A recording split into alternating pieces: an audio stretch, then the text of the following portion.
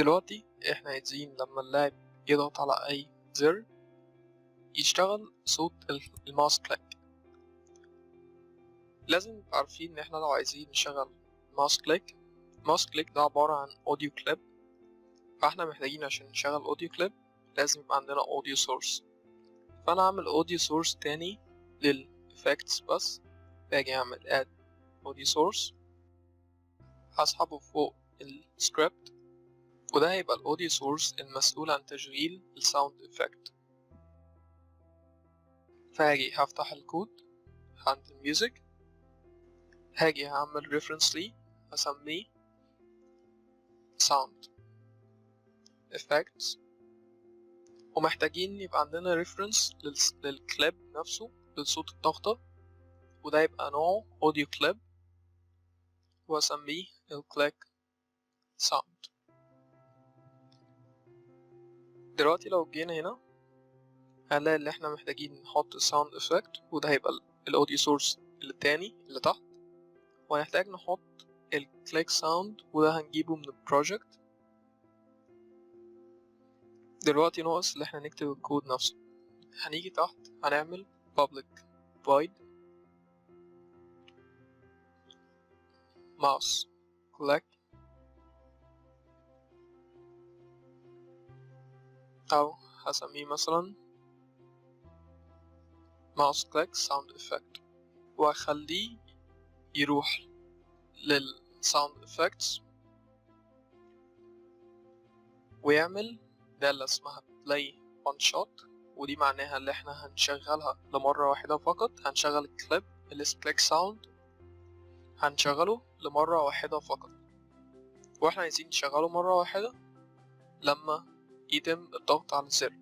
فاحنا دلوقتي عملنا الدالة، ناقص اللي احنا ننادي على الدالة من المكان اللي احنا عايزين نشغل فيه الصوت.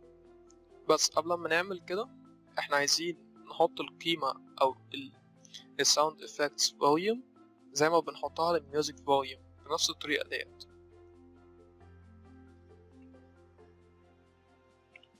هنجيب القيمة من الاعدادات المتسجلة، احنا مسجلينها في كي اسمه ساوند افكت، فاحنا هنجيبها من ساوند افكت.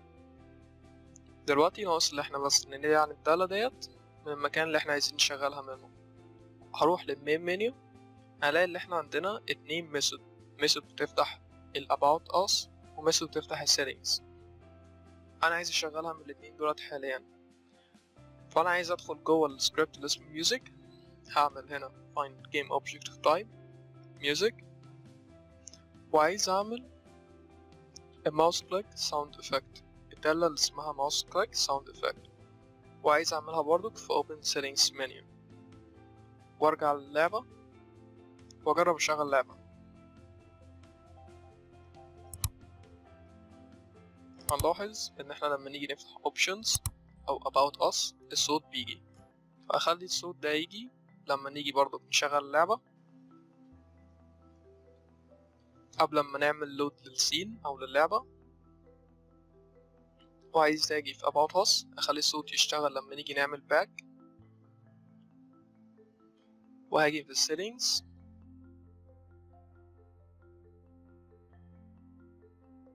اخلي الصوت يشتغل بعد ما نعمل apply للsettings، واخلي الصوت يشتغل لما نيجي نعمل back.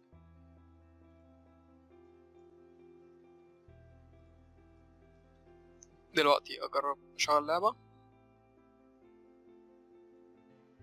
هجرب افتح options apply settings back.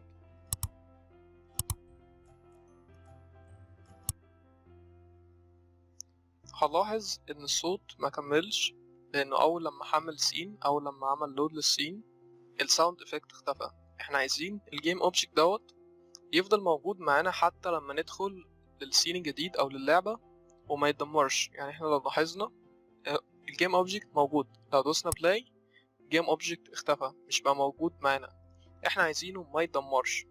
ففي طريقة يونيتي عاملاها عشان كده.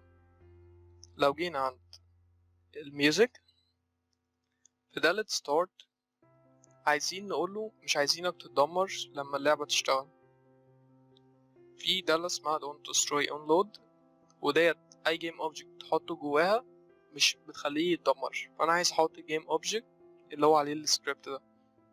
لو جينا نجرب نشغل اللعبة والدالة دي شغالة، هنلاحظ ان الميوزك مش موجود هنا. لو جينا نفتح ديت don't destroy unload هنلاقي ميوزك موجودة هنا. لو جربنا نعمل اي حاجة هنلاقيه شغال. لو جينا نشغل اللعبة هنلاقي ميوزك موجود. المشكلة دلوقتي اللي احنا لو رجعنا للعبة، لو رجعنا للمين منيو بدون ما اوقف اللعبة واشغلها تاني، هلاقي فيه 2 جيم اوبجكتس اسمهم ميوزك. الجيم اوبجكت اللي هو مش اتدمر والجيم اوبجكت الموجود اصلا في السين.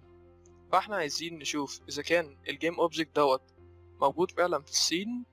لو موجود ما نخليهوش don't destroy unload وندمره. اما لو مش موجود وده لوحده او معانا بس واحد ميوزك، ساعتها هنسيبه شغال عادي. ازاي هنعمل الكلام ده؟ هاجي فوق خالص هعمل متغير واديله حاجة جديدة عمرنا ما استخدمناها اسمها static. static بتخلي قيمته ثابتة حتى لو احنا عندنا objects كتير منه، هتخلي القيمة اللي جواه ثابتة. لو احنا عندنا واحد ميوزك وحاولنا ننزل واحد ميوزك تاني، فالقيمة الستاتيك بتفضل ثابتة في الاتنين. فاحنا عايزين نخليه static ونخلي نوعه ميوزك واسميه اي حاجة، هسميه instance. وهخلي في start لما ميوزك ينزل هقوله لو instance بتساوي null. معناها ايه instance بتساوي null؟ انا مش مديها قيمة في الاول، فهي اول ما تنزل هتبقى بنول اصلا. بس لو هي بتساوي null فانا عايز اغيرها اخليها instant بتساوي this، و this هنا بتعود الى music. لو شايف احنا لما دوست مرتين بيعلم على music class اللي هنا. فانا عايز instant تبقى قيمتها الكلاس، لان هي نوعها music فاقدر اديها الكلاس كله اللي هو نوع music. فده معناه ايه؟ لو عندي واحدة music نزلت اللعبة فالقيمة بتاعتها هتساوي music نفسها اللي هي هياها. لو حاولت انزل واحدة تاني ساعتها القيمة بتاعتها مش قيمة الانستنس، عشان هي مش بتتغير، هتبقى قيمة الميوزك القديمة، فساعتها قيمتها مش هتبقى نول. فلو هي مش نول، لو مش هي فاضية، ده معناه ان انا كان عندي واحدة قبليها وانا مش عايز الجديدة. معنى ايه اللي انا مش عايز الجديدة؟ هاجي في else واعمل destroy game object بدمر الجديدة، اعمل destroy واديله game object، وهاجي في don't destroy unload اكتبها بعد الانستنس.